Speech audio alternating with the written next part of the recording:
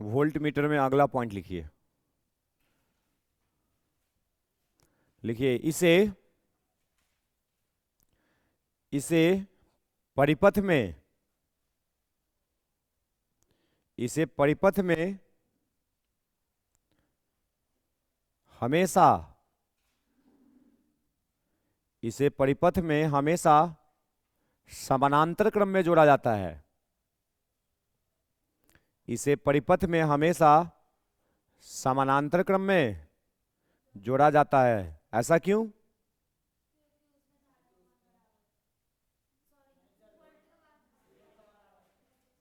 समानांतर क्रम में वोल्टेज बराबर होता है, इसलिए इसको समानांतर क्रम में जोड़ना है। समानांतर क्रम में जोड़ेंगे तभी ना वोल्टेज हमको देगा सही सही। अगर श्रेणी क्रम में जोड़ दें तो श्रेणी क्रम में तो वोल्टेज बढ़ जाता है, तो धारा बराबर होता है। तो आप समझ पा रहे हैं क्या बोल रहे हैं हम? वोल्ट मीटर का आंतरिक प्रतिरोध बहुत उच्च होता है। अगर आदर्श बोलें तो अनंत बोलना है, ठीक है? ये क्या नापेगा? विभवांतर। ये क्या नापता है? विभवांतर को नापता है। आगे लिखिए अगला पॉइंट में, वोल्ट मीटर बनाने के लिए वोल्ट मीटर बनाने के लिए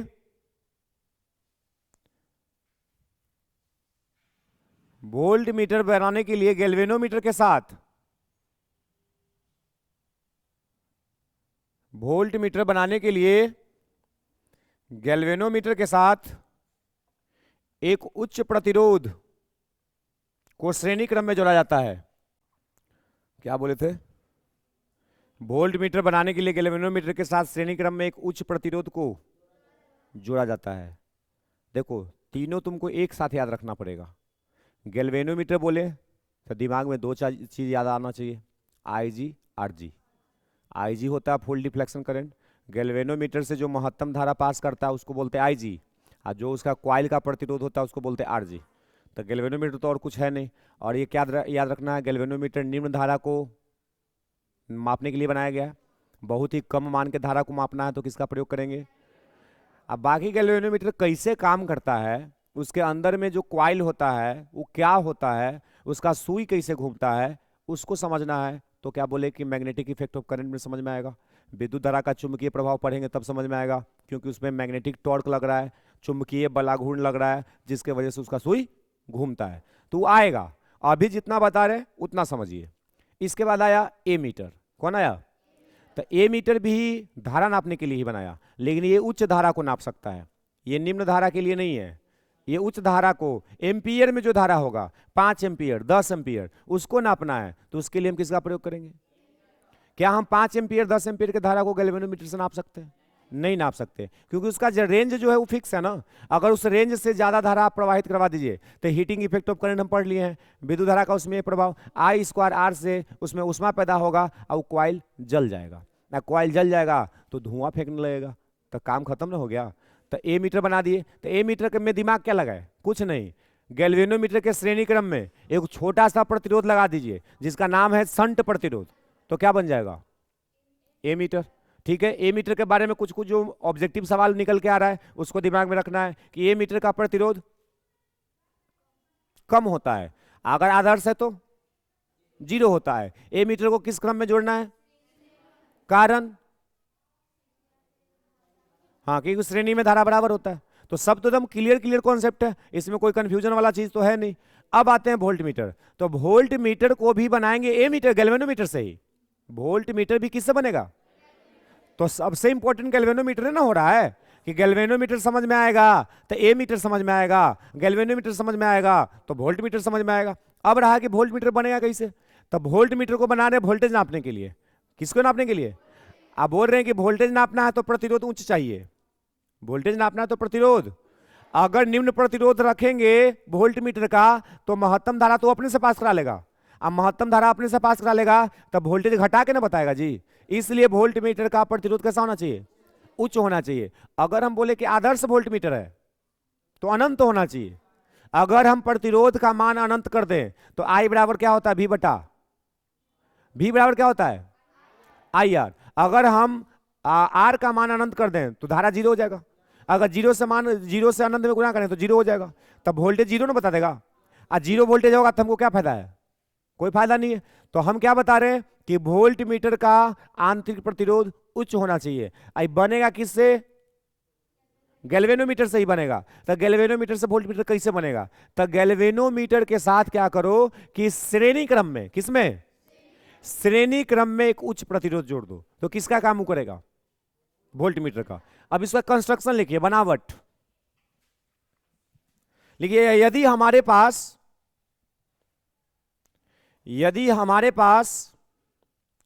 एक गैल्वेनोमीटर है,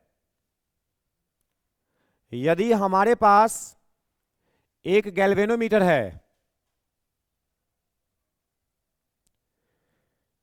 यदि हमारे पास एक गैल्वेनोमीटर है जिसका विद्युतीय पैरामीटर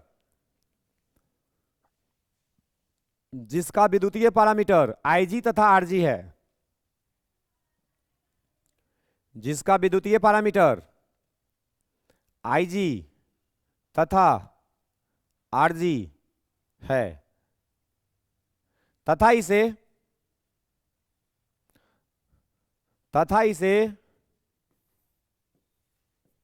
VA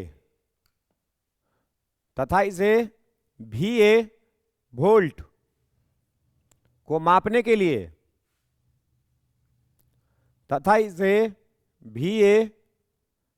को मापने के लिए, एक वोल्ट मीटर बनाना है। VA वोल्ट को मापने के लिए एक वोल्ट मीटर बनाना है। तो गैल्वेनोमीटर के साथ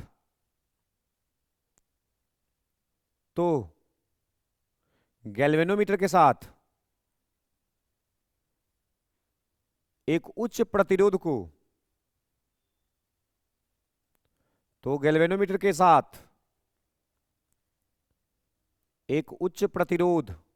को, श्रेणी क्रम में जोड़ दिया जाता है। श्रेणी क्रम में जोड़ दिया जाता है। बिल्कुल आसान है ना जी? अरे हाँ तो बोलो। गैल्वेनोमीटर पता चल गया तो ए मीटर, आप वोल्ट मीटर बनाना कुछ मुश्किल काम है। ए मीटर बनाना है समानांतर क्रम, वोल्ट मीटर बनाना है समानांतर क्रम में छोटा प्रतिरोध, और श्रेणी क्रम में उच्च प्रतिरोध जुड़ेगा, वोल्ट मीटर में बदल जाएगा, छोटा प्रतिरोध समानांतर क्रम में जुड़ेगा। अब इसको दोबारा देखने का भी जरूरत है कि एक बार दिमाग में सेट हो गया तो सेट रखना। देखो अब इधर समझो, हमको बनाना है वोल्ट मीटर, तो हमारे पास दिया क्या गया है? गैल्वेनोमीटर के पास दो चीज होता है, Ig और इसमें हम लगा दिए एक बैटरी। क्या लगा दिए? कितना वोल्ट का? जैसे ही स्विच ऑन करेंगे इससे धारा प्रवाहित होगा। अब तुम बताओ, इस स्विच ऑन करने के बाद महत्तम धारा कितना जाना चाहिए? Ig।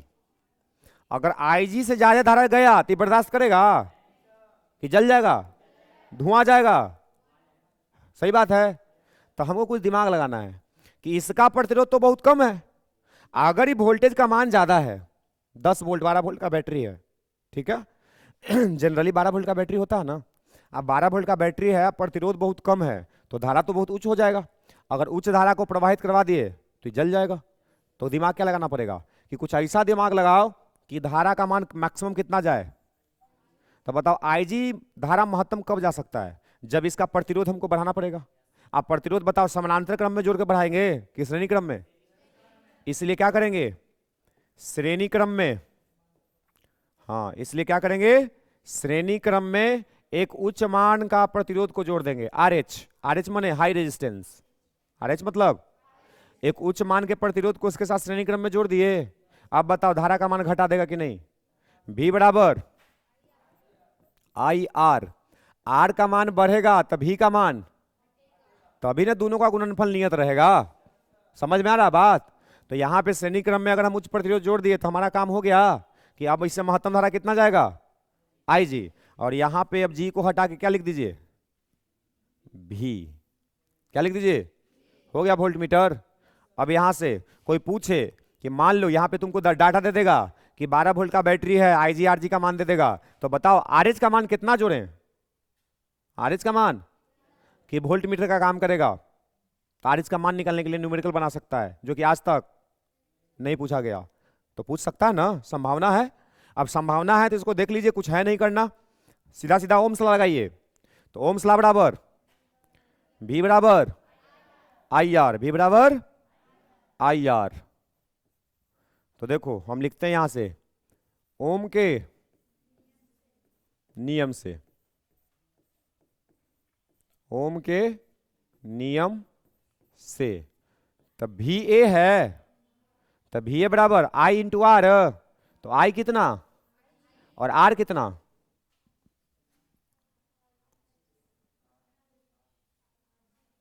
R G plus R H, क्योंकि श्रेणी क्रम है, श्रेणी क्रम में आर इक्विवेलेंट क्या होता है, R1 प्लस R2, तो इन लिखेंगे तो क्या होगा, आई जी इंटू, नहीं आया समझ में, V बराबर आई आर, टोटल वोल्टेज, धारा, और आर टोटल कुछ है ही नहीं, तो R G plus R H. सही है कि कोई दिक्कत। अब इसको सोल्व करके हमको आर एच निकालना है, क्या निकालना है, तो हम इसको लिख सकते हैं वी ए बराबर आई जी आर जी प्लस आई जी आर एच, लिख सकते हैं ऐसा। तो बताइए यहां से अगला स्टेप में क्या लिखेंगे, आई जी आर एच बराबर V A minus I G R G, तो आर एच बराबर कितना आ गया, V A minus I G R G, अब बट्टा में आई जी। बताओ क्लियर हो गया। तो इसमें कुछ था, ओम का नियम लगा दिए, काम हो गया। पिछला बार भी तो यही किए थे, ए मीटर में भी ओम का नियम लगाए थे, तो वहां से क्या निकला था, आर एस का वैल्यू, शंट प्रतिरोध का वैल्यू। लेकिन इस लेवल पे अभी तक गया नहीं है, ऑब्जेक्टिव सवाल तक रह जाता है बिहार बोर्ड में। तो जितना हम आपको बता दे रहे हैं उतना आपको कम से कम आना चाहिए, ये नहीं कि नहीं पूछा है तो हम पढ़ के भी नहीं जाए। चाहिए तीन तरह का हमको विद्युत के बारे में पढ़ना है, विद्युतीय जैसे विद्युत के बारे में कुछ भी पढ़ेंगे ना तो तीन नाम आएगा, एक आएगा प्रतिरोध, एक आएगा संधारित्र, और एक आएगा क्वाइल, कुंडली। अंग्रेजी में क्या बोलते हैं, रेजिस्टेंस, कैपेसिटर, इंडक्टर। तो जैसे चालक का प्रतिरोध होता है ना, उसी तरह से कैपेसिटर का भी तो प्रतिरोध होता होगा, कैपेसिटर का भी तो प्रतिरोध होता होगा। तो जो कैपेसिटर का प्रतिरोध है उसी को बोलते हैं कैपेसिटिव इंडक्टेंस। कैपेसिटर भी क्या करता है, धारा का विरोध करता है एक समय के बाद, ठीक है। लेकिन वो डीसी में हम नहीं पढ़ सकते हैं, वो एसीए में पढ़ेंगे, वो डीसी के लिए वैल्यू नहीं है। एसी करंट जब पढ़ेंगे ना, एसी का कॉन्सेप्ट जब तुमको समझ में आएगा तब समझ में आएगा कि धारा का विरोध कैसे करता है और इसका इंडक्टेंस क्या निकलता है। उसी तरह से जब क्वाइल पढ़ेंगे ना, तो एक तुम सुना होगा विद्युत चुंबकीय प्रेरण का नाम, जो माइकल फैराडे दिया था। तो विद्युत चुंबकीय प्रेरण के कारण कुंडली भी क्या करता है कि जब धारा प्रवाहित कराओगे तुम उसमें, तो धारा का विरोध करता है। एक समय के बाद कैपेसिटर भी करेगा, अगर एसी करंट दे रहे हो तब। तो जो विरोध कर रहा है तो वो भी तो एक तरह का रेजिस्टेंस हुआ। जैसे चालक में हम प्रतिरोध पढ़ रहे हैं, तो चालक में प्रतिरोध का मतलब क्या होता है कि जो धारा का विरोध करे।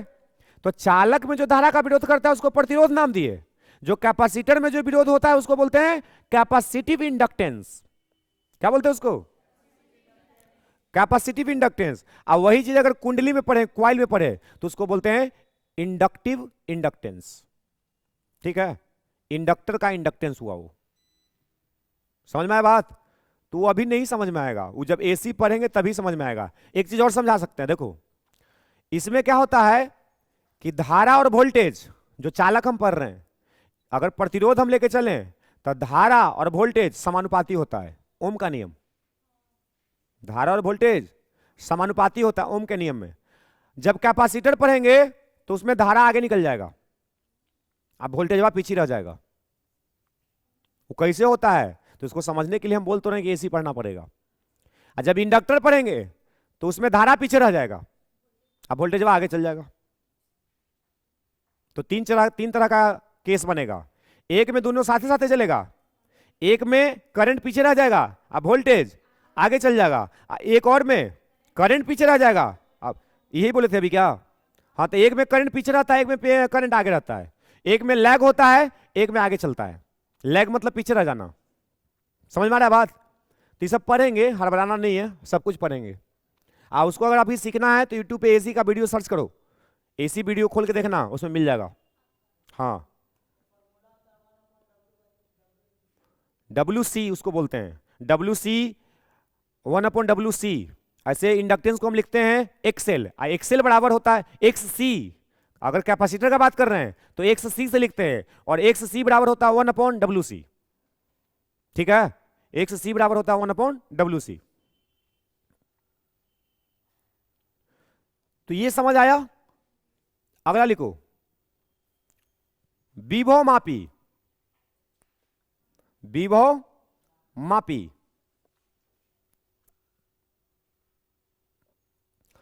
प्रेजेंट में फोकस रखिए। आप भरोसा रखिए, आपको सब कुछ पढ़ा दिया जाएगा। जो अभी चल रहा है ना उसको अच्छे से समझ जाओ, ठीक? अब पीछे का जो सेक्शन तुमको डाउट आता है तो तुम पढ़ भी नहीं किया तो तुमको कैसे आएगा?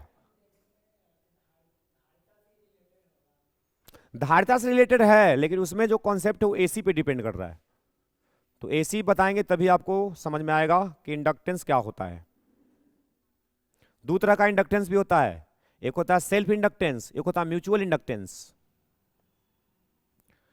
सेल्फ इंडक्टेंस एक कॉइल का गुण है, म्यूचुअल इंडक्टेंस दो कॉइल का गुण है। तीसरा तुमको कुछ पता चल रहा है? क्या बोल रहे हैं हम? नहीं चल रहा ना?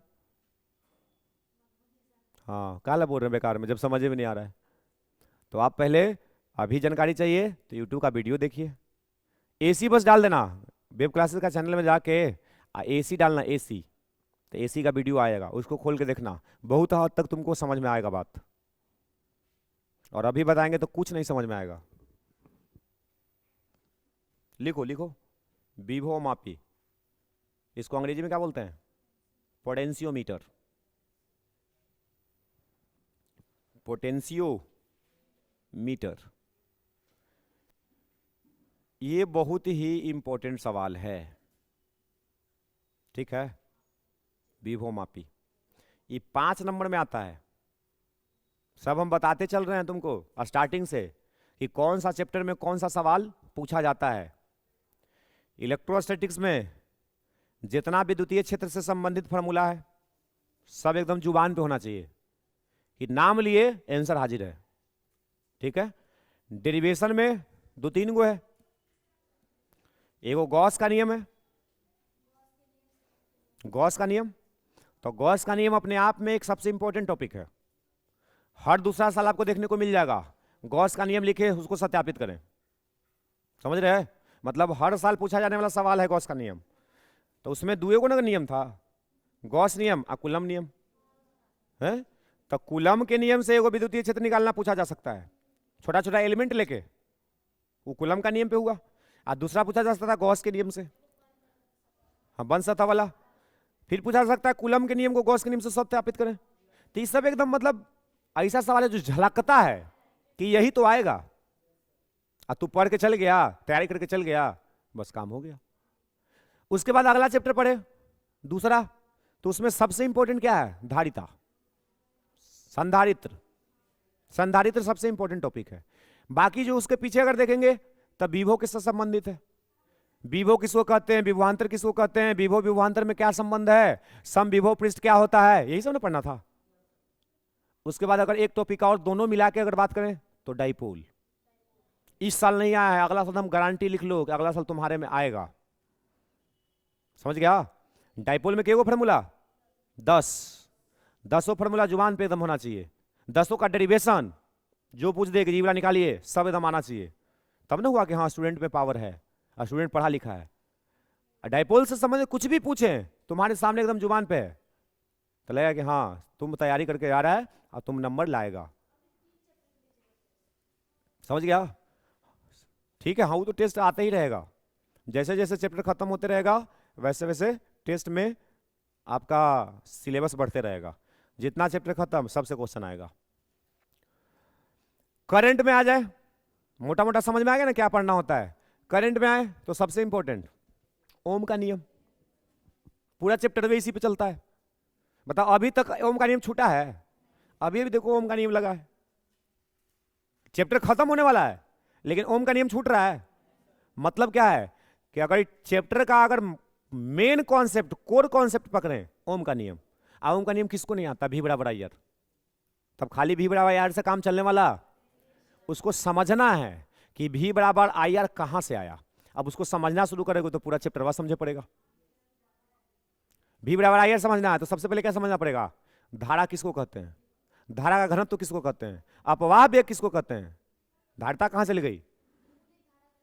हाँ, धारा किसको कहते हैं, प्रतिरोध किसको कहते हैं, विभव किसको कहते हैं, विभवांतर किसको कहते हैं। तो सब पीछे पढ़े थे ना, वो सब का प्रयोग हुआ ना, अभी सब तुमको क्लियर है। फिर नया चीज पढ़े, धारा घनत्व किसको कहते हैं, अपवाह वेग किसको कहते हैं। जे धारा घनत्व अपवाह वेग में क्या संबंध होता है, दोनों का संबंध निकाले, संबंध निकल गया वहां तक क्लियर है तो ओम का नियम तुरंत आ जाएगा।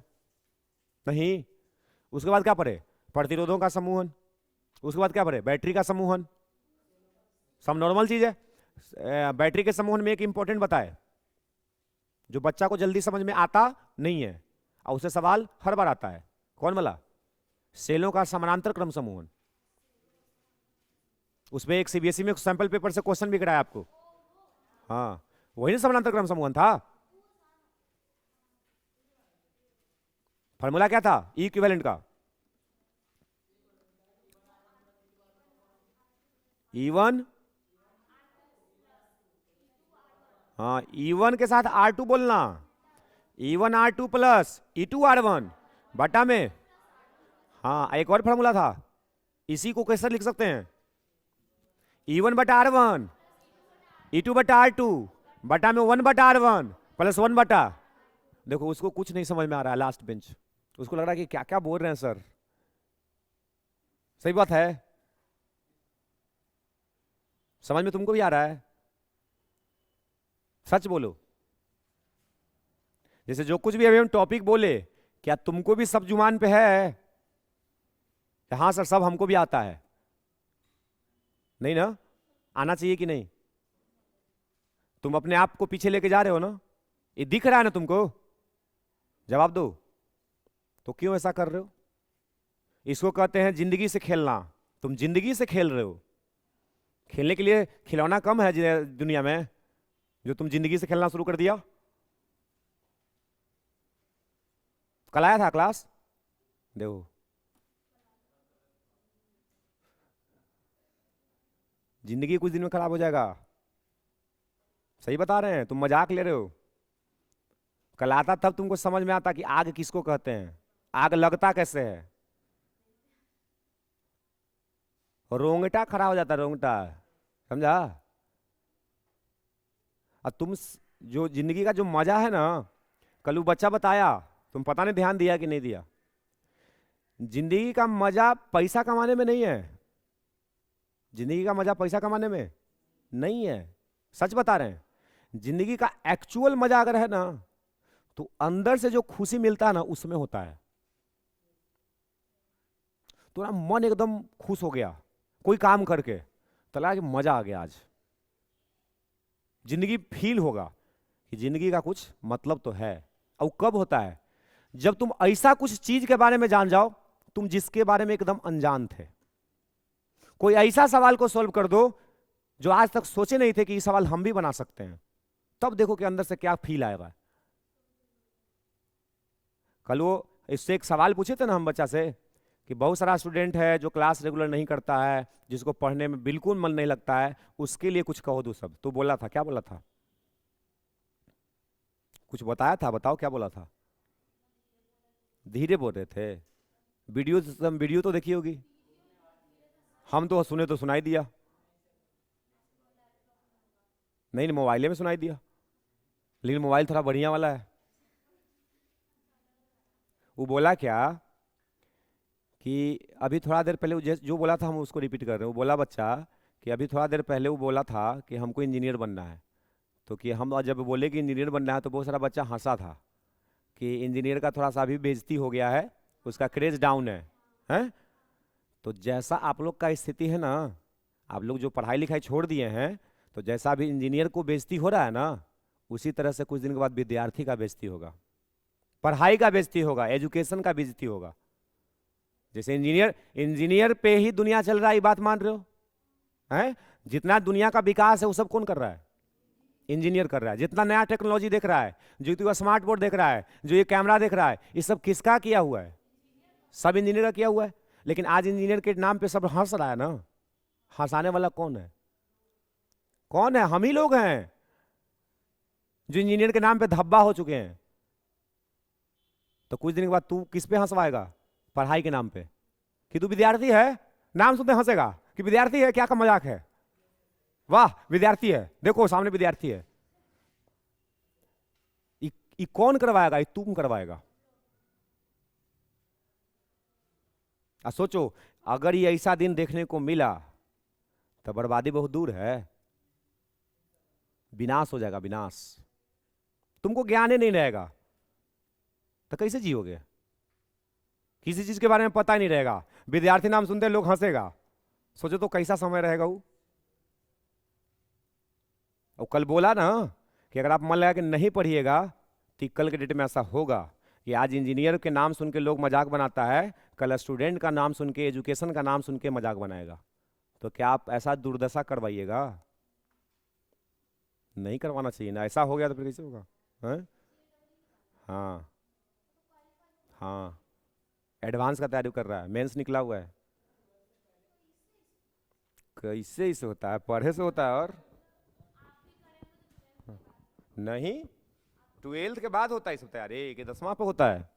जैसे ट्वेल्थ के बाद देखो, हम लोग को बताया ना कि हम लोग लाइफ में बहुत सारा स्ट्रगल देखे, जो तुम्हारे साथ ना हो ये हम कोशिश करते हैं। लेकिन तुम लोग तो इतना खत्म हो कि इतना करने के बाद भी तुमको जागरूकता नहीं आता है। हम लोग 10वां पास करने के बाद, उस समय 10 साल पहले क्या था बता? मसूरी में कुछ था, और अभी भी मसूरी में कुछ है? कोचिंग तो गली गली है, पढ़ाने वाला के गो है? सच सच में जो पढ़ाई होता है उसको पढ़ाने वाला के गो है? खड़ा करके सामने ले आओ, समझ में आ जाएगा। आज सब कुछ देखने वाला चीज है ना। तो पहले भी कुछ नहीं था, अभी भी कुछ नहीं है। तो जो पढ़ने में बढ़िया बच्चा आज भी होता है, वो क्या सोचता है कि बढ़िया जगह पे जाए। तो उस समय बढ़िया जगह कौन था? पटना। पटना में पूरा माहौल था, इंजीनियरिंग का क्रेज था, हमको भी इंजीनियर बनना था, चल गए पटना। सबको जा रहा था, हम भी चल गए। वहां गए तो सीनियर लोगों से पता चला कि बढ़िया बढ़िया टीचर कौन है, उसके पास एडमिशन कराया जाए। तो पटना गए ना हो, तो बताए तुम लोग कहानी की नहीं? हम लोग के साथ एकदम मतलब क्या उसको बोलते हैं, जैसे कोरोना देखा ना, कोरोना कोरोना जैसा हादसा हो गया। हम लोग मतलब ऐसा नहीं थे कि एकदम बेकार स्टूडेंट थे। 2 साल हम लोग पूरा स्ट्रगल किए, बहुत कोशिश की कि कुछ तो समझ में आ जाए। एक एक बोतल पानी पी के ना हम लोग दिन दिन भर क्लास किए हैं। एक एक बोतल पानी पी के आए। मोटिवेट कौन करते थे? केसी सिन्हा। केसी सिन्हा के यहाँ पढ़ने जाते थे तो बोलते थे कि आप लोग तो जवान आदमी है, 2 गिलास पानी पी के काम चला सकते हैं। हाँ, हम लोग भी मोटिवेट होके पानी पे काम चला देते थे। सच बता रहे हैं, हम लोग कम से कम 3-4 दिन ऐसा हुआ पटना में कि खाली पानी पी के दिन भर काट दिए। शाम में आया, रूम पे खाना बनाया, तब खाना खाया, क्योंकि दिन भर क्लास है। उतना करने के बावजूद लगा कि हाथ में कुछ नहीं है। ये दिख रहा था कि पकड़ से सब निकल रहा है, कुछ हाथ में नहीं है, कुछ होने वाला नहीं है, रिजल्ट बहुत दूर है। लास्ट में ऐसा नौबत आ गया कि इंटर पास होना मुश्किल हो गया। जैसे बड़ा काम करने जाओ तो छोटा पे कोई ध्यान ही नहीं देता है। अब आईआईटी का तैयारी करा तो कोई बोर्ड लेवल सोचेगा? वो तो सोच बोर्ड लेवल क्या है, बोर्ड तो ऐसे ही हो जाएगा। तो हम लोग भी तो वही कर रहे थे। लेकिन ऐसा गंदा फंसे, ऐसा ऐसा टीचर मिला कि मतलब एकदम बर्बाद हो गए। लास्ट के 2 महीना ना सब कोचिंग क्लास छोड़ के खुद एनसीईआरटी पकड़ के पढ़ना शुरू किए, तब जाके कैसे इंटर पास किए 70% मात्र। लेकिन उस समय उसका वैल्यू है, 10 साल पहले का उसका वैल्यू था। आज के टाइम में तो कोई वैल्यू नहीं है। उसके बाद पता चला कि अब पटना से तो नहीं हो पाएगा, तो कहां से होगा भाई? तो कि चलो कोटा। अब वही 1 साल जीवन का, वही 1 साल जो हम पढ़ाई किए ना, उसी के बदौलत तुम्हारे सामने है। अगर कोटा नहीं जाते तो शायद पता नहीं क्या होता। हम बता रहे, वहां पे सब कुछ का एक डिसिप्लिन है और सब कुछ का एक रूल रेगुलेशन है, और आपको एक सपोर्ट मिलता है। वहां पे एक माहौल है। पटना में कोई माहौल नहीं था, कोई माहौल नहीं था पढ़ाई का। बाकी कहने के लिए आदमी जो कुछ कर ले, कोई माहौल नहीं था। हम लोग के क्लास में बिहार का 3rd टॉपर था, आज यूट्यूबर बन गया है, कॉमेडी करता है। 3rd टॉपर था, उसका इंटरेस्ट था, चला गया। उसका भी आईआईटी नहीं हुआ, नहीं हुआ। अरे ऐसने ना माहौल में सब फंसा ना कि किसी का नहीं होता, जैसा पढ़ाई का माहौल था। 1,000 बच्चा का बैच चलता था, 1,000 के बच्चा में का पढ़ाई होगा, सोच के देखो। तो एडमिशन तो हम भी करा लिए, कुछ पता 10वां का बच्चा को का पता होता है। लेकिन अब वहां पे गए क्लास में, तो क्लास में क्या था, पढ़ाने का टीचर का तरीका क्या था कि पढ़ाता कम था अब मारता ज्यादा था। हाँ, खाली क्लास को मैनेज करने के लिए, क्लास को मैनेज करने के लिए जिसको पकड़ लिया मार के मुंह ना के एकदम फुला दिया। हाँ, अब बताओ, जब आदमी 10वां पास करके बच्चा देख लिया कि ऐसे मारता है मास्टर, तो कहियो कुछ सवाल पूछ पाएगा, कहियो टीचर के सामने आ पाएगा, संभव है? तो नेचुरल बात है, वही हुआ। फिर भी कोशिश करते करते बहुत दिन देखे। हम लोग के समय में पटना में दंगा हो गया 2010-11 में, पता करना, पूरा जितना भी पटना में कोचिंग इंस्टीट्यूट था ना, सब में आग लगा दिया गया था। यही कारण था। सब कोचिंग वाला पूरा मनमानी कर रहा है, 1,000 बच्चा का एडमिशन ले रहा है, पढ़ाई लिखाई जीरो है, मार रहा है भरपेट। उसी में किसी को एक बच्चा को मार दिया, दिमाग उसका खराब हो गया, बाहर गया, ईंटा उठाया आप फेंक दिया उसके एथी पे, खिड़की का शीशा फूटा, जितना 1,000 अंदर बच्चा था सब खड़ा हो गया, टीचर निकल गया। और उसके बाद पूरा पटना चुन चुन के जो कोचिंग था ना, 1,000 बच्चा का एडमिशन लेके जो जिंदगी बर्बाद कर रहा था, सबको बर्बाद कर दिया, तोड़ फोड़ किया, सब आग लगा दिया, लंद फंद सब। मतलब 10 दिन के लिए, हमको लगता है 10 दिन या 5 दिन के लिए कर्फ्यू लग गया था। तो ऐसा सिचुएशन हुआ। तो उसमें कैसे होता पढ़ाई? तुम लोग को हम लोग एकदम आराम से पढ़ाते हैं, चीजों को एकदम आराम से समझाते हैं। जितना चीज तुमको हम पढ़ा रहे ना अभी 11th-12th में, हमको ये सब कुछ नहीं आता था, कुछ समझ में नहीं आता था। बताए तो, हाँ, वहां पे एकदम 0 लेवल से स्टार्ट किया और 1 साल के अंदर 2 साल का कोर्स पढ़ा दिया। आज सब कुछ हमको समझ में आया, आज सब कुछ किए, आज सब कुछ सीख गए। तो गलती स्टूडेंट में था। अगर स्टूडेंट में गलती रहता तो वहां जाके भी नहीं सीखता। तो गलती कहीं ना कहीं माहौल का पड़ा, इन्वायरमेंट खराब था, पढ़ाने वाला आदमी खराब था, वो केवल बिजनेस कर रहा था। वही बिजनेस मसूरी में नहीं हो रहा है, हो रहा है ना। तो वही सब सीखे। पढ़ाने का इरादा कहां से आया? पढ़ाने का इरादा वहीं से आया कि पढ़ाना कितना बढ़िया काम है, टीचर होना चाहिए तो ऐसा, टीचर होना चाहिए तो ऐसा। आज तक हमको नाम याद है सब टीचर का। क्यों याद है? नहीं, तो हम लोग के लेवल पे है, इसका तो अलग मतलब एक राइज करेगा, इसका अलग कारण है, बहुत सारा उसका मेहनत भी है। हम लोग जिनसे पढ़े उनके बारे में बता रहे हैं। और आज भी कोटा में कोई भी इंस्टीट्यूट में चल जाओ, सपोर्ट वही मिलता है, इन्वायरमेंट वही मिलता है। वहां पे सुनने को मिलता होगा न्यूज में कि वहां बच्चा जाके सुसाइड कर लिया। कोटा में सुसाइड बड़ी करता है। हाँ, तो कोटा में सुसाइड का केस क्यों आता है? वहां पे इतना पॉजिटिव माहौल है ना, इतना पॉजिटिव कि तुम रोड पे भी चलता बच्चा मिलेगा चारों को, तो वेक्टर के बारे में बतियाता है। समझा कि पोजीशन वेक्टर रोटेट कैसे हो गया, इसका पोजीशन कैसे चेंज हो गया, इसका कोऑर्डिनेट इतना था तो इसका डिस्टेंस इतना कैसे हो गया, ये बतियाता है। जो माहौल में वो बच्चा रहेगा, अगर वो मान लो कि सब कुछ एफर्ट लगाने के बाद, जैसे सबका मानसिक क्षमता बराबर तो नहीं होता है, अब पूरा अपना वो मेहनत लगा रहा है, लेकिन उस लेवल पे ग्रोथ नहीं कर रहा है, तू अपने आप को हारा हुआ महसूस करता है, और हारा हुआ महसूस करता है तो गलत डिसीजन लेता है, जो कि बिल्कुल गलत है। ऐसा करना नहीं चाहिए, क्योंकि जिंदगी में बनने के लिए इंजीनियर और डॉक्टर ही खाली है नहीं ना। ऐसा भी बात नहीं ना कि डॉक्टर इंजीनियर पे दुनिया चल रहा है, वो नहीं भी था तो दुनिया था ना। तो जिंदगी में करने के लिए बहुत कुछ है। आपका जो स्ट्रांग पॉइंट है उसको लेके आप आगे बढ़ो। दूसरा का देखा है इसकी नहीं करना है कि फलाना डॉक्टर बनना तो हम भी बनेंगे, नहीं। तुमको क्या करने में मन लगता है ये देखो। ये भी सोच के मत जाओ कि उसमें पैसा ज्यादा है। पैसा हर फील्ड में है, हर फील्ड में पैसा है। तुम जो काम करोगे उसमें ही अनंत पैसा है, जितना कमा सकते हो तुम।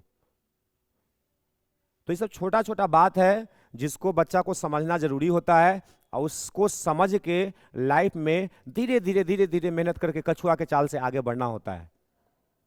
एक दिन कछुआ रेस जीत जाता है। तो कुल कहानी समझ में आ गया? तो कुछ इससे सीखो और आज लाइफ में आगे बढ़ो। लिखो आगे, विभव मापी, ये ने हेडिंग डाले हैं। हाँ लिखिए, यह एक प्रायोगिक सेटअप होता है। यह एक प्रायोगिक सेटअप होता है जो परिपथ में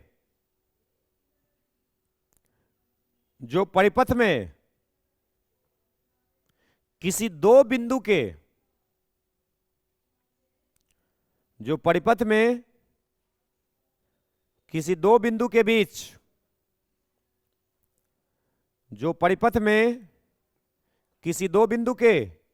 बीच विभवांतर का मान बताता है।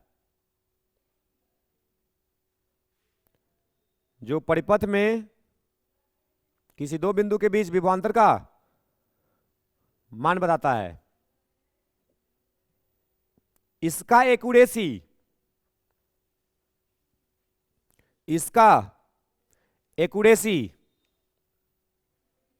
उच्च होता है। एक्यूरेसी समझते हैं? नहीं, सही जानकारी देना, एक्यूरेसी। जैसे तुम जवाब दिया, जैसे दशमलव में नहीं होता है, ये कोई चीज दशमलव बोल रहे हैं तो कितना एक्यूरेट बोल रहा है। जैसे एक चीज और एग्जाम्पल बताते हैं, तराजू देखा है? तराजू डिजिटल, तो डिजिटल तराजू में देखा होगा कि हवा हुआ कस के चल गया ना तो 10 ग्राम 15 ग्राम ऐसी बता देता है? या डंडी वाला तराजू देख रहा है, तो डंडी वाला तराजू और डिजिटल तराजू में ज्यादा एक्यूरेसी किसका है? डिजिटल वाला का। डंडी में क्या है, रस्सी पे डिपेंड कर रहा है। रस्सी हल्का गांठ पड़ गया तो डंडी मार देगा, होता है ना ऐसा। तो एक्यूरेसी का मतलब सही जानकारी देना। तो हमको विभव में नापने के हमको दो तरीका है, एगो वोल्ट मीटर, एगो जो अभी बता रहे हैं विभव मापी। तब वोल्ट मीटर में क्या बताए कि उसका प्रतिरोध उच्च होता है, लेकिन फिर भी कुछ धारा ले लेगा ना, तो जरूर है कि वोल्टेज घटाई के बताएगा, तो उसका एक्यूरेसी कम है। आज जो पोटेंशियोमीटर अभी बता रहे हैं विभव मापी, इसमें धारा का प्रयोग हम लोग नहीं करते हैं, इसलिए इसका एक्यूरेसी उच्च होता है। मतलब सही कोई पूछे कि विभवांतर का सही जानकारी कौन देगा? वोल्ट मीटर, विभव मापी। क्लियर हुआ? विभवांतर का सही जानकारी कौन देगा? विभव मापी। कोई पूछे कारण, तो क्यों एक्यूरेट है? तो बोलना कि विभव मापी में धारा का प्रयोग बिना किए विभवांतर बता सकते हैं, लेकिन वोल्ट मीटर में ऐसा, क्योंकि उसमें सुई है ना, तो बिना धारा गए सुइया घूमेगा, तो उसमें धारा का प्रयोग लेंगे, धारा का उपयोग होगा, और धारा का उपयोग होगा तो वोल्टेज घट जाएगा। अब विभव मापी में धारा का उपयोग नहीं होता है, इसलिए वो एक्यूरेट है। तो लिखिए, इसका एक्यूरेसी उच्च होता है क्योंकि यह विभवांतर मापने में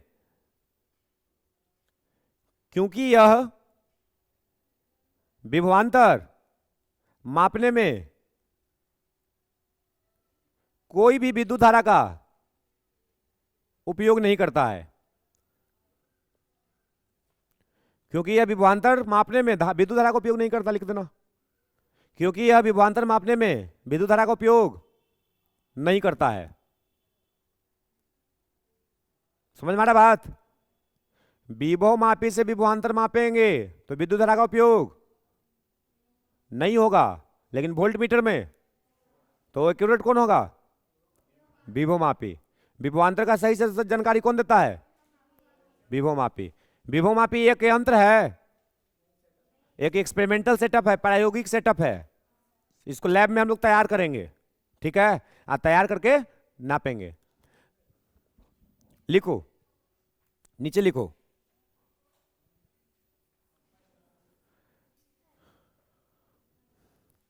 लिखिए वर्किंग डैश सेटअप।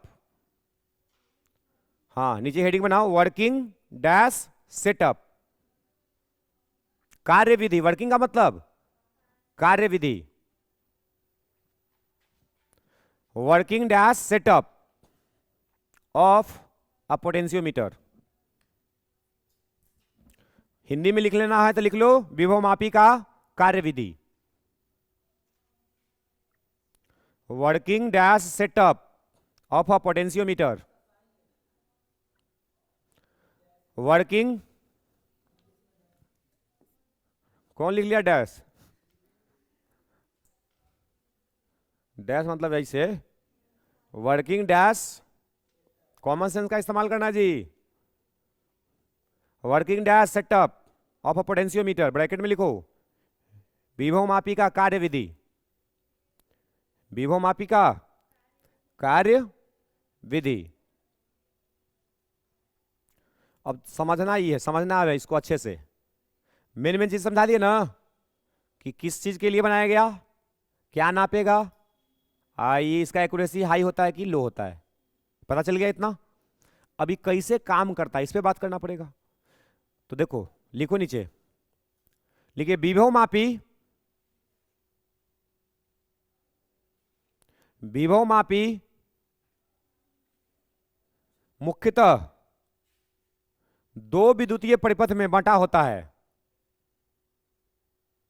विभव मापी मुख्यतः दो विद्युतीय परिपथ में बंटा होता है। विभव मापी में दो गो सर्किट होगा। विभव मापी दो, क्या लिखा? दो विद्युतीय परिपथ में बंटा होता है। पहला प्राथमिक परिपथ, जिसको बोलेंगे प्राइमरी सर्किट। प्राथमिक परिपथ, ब्रैकेट में प्राइमरी सर्किट लिखो। इसमें यह एक ऐसा परिपथ होता है,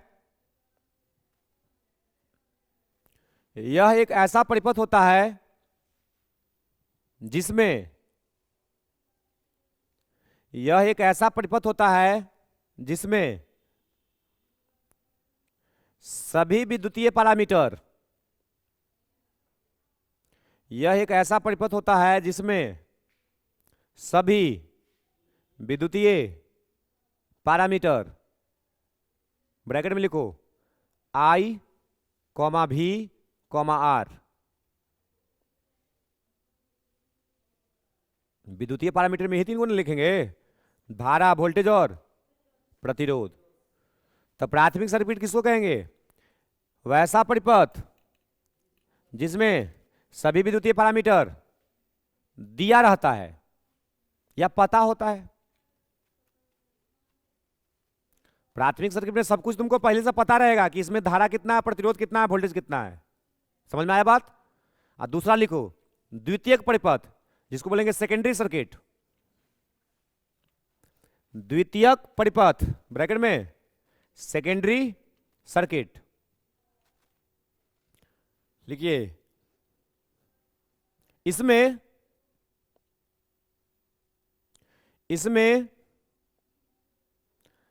अज्ञात विभवांतर, इसमें अज्ञात विभवांतर, इसमें एक अज्ञात विभवांतर का बैटरी, इसमें एक अज्ञात विभवांतर का बैटरी तथा इसके साथ तथा इसके साथ एक गैल्वेनोमीटर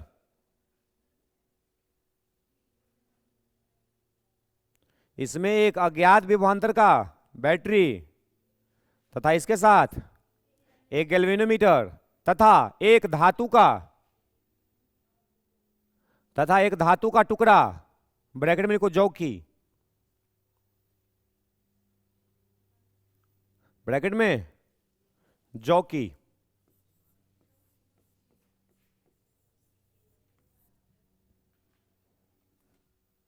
जौकी जो तुम समझ रहे हो वो जौकी नहीं है,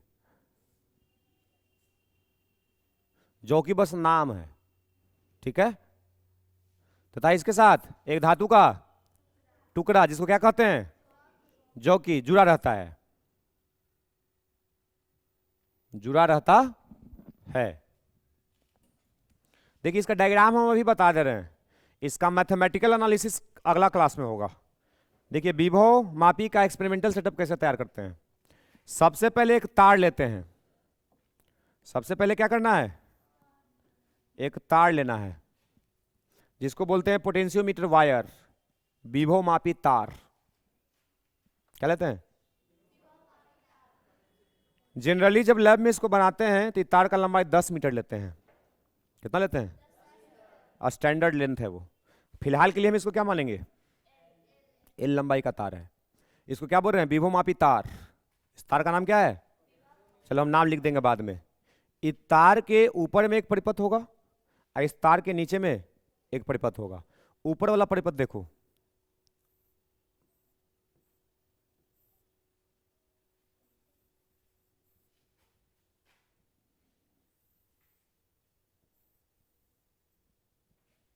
देखो परिपथ बन गया।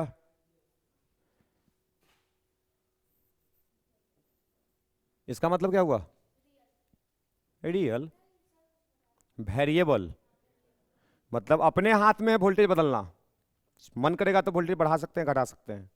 प्रतिरोध को भी वेरिएबल बना दिए, मतलब प्रतिरोध का भी मान घटा सकते हैं। और इसमें एक जोड़ दिए हैं जो हमको धारा का मान बताते रहेगा, जो हमको धारा का मान, ये है प्राथमिक सर्किट। इसको क्या बोलेंगे,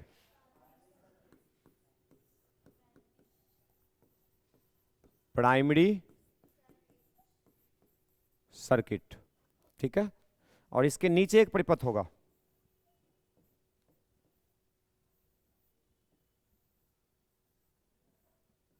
ये जो दिख रहा है ना एरो, ये है जॉकी, ये हुक है, हुक, टोका, जहां मन करेगा उसको फंसाएंगे। जैसे टोका फंसाते थे ना पहले हम लोग। आई क्या है, इसका ईएमएफ हमको नहीं पता है और इसका पता है। ई के माने नॉन ईएमएफ, यू के माने अननोन ईएमएफ। ईएमएफ का मतलब विद्युत वाहक बल वोल्टेज।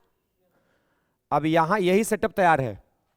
अब इस सेटअप में जॉकी को अलग अलग पॉइंट पे सटा सटा के हम चेक करेंगे और चेक करके हम मान निकालेंगे। कैसे निकालेंगे, अगला क्लास, ठीक है। इसको क्या बोलेंगे, सेकेंडरी सर्किट। तो फोटो ज्यादा मुश्किल तो है नहीं, आज समझना भी मुश्किल नहीं है। कल हम आपको समझा देंगे, आप इतना करके आइए, पहले जाके घर पे एक बार पढ़ लेना, ठीक है।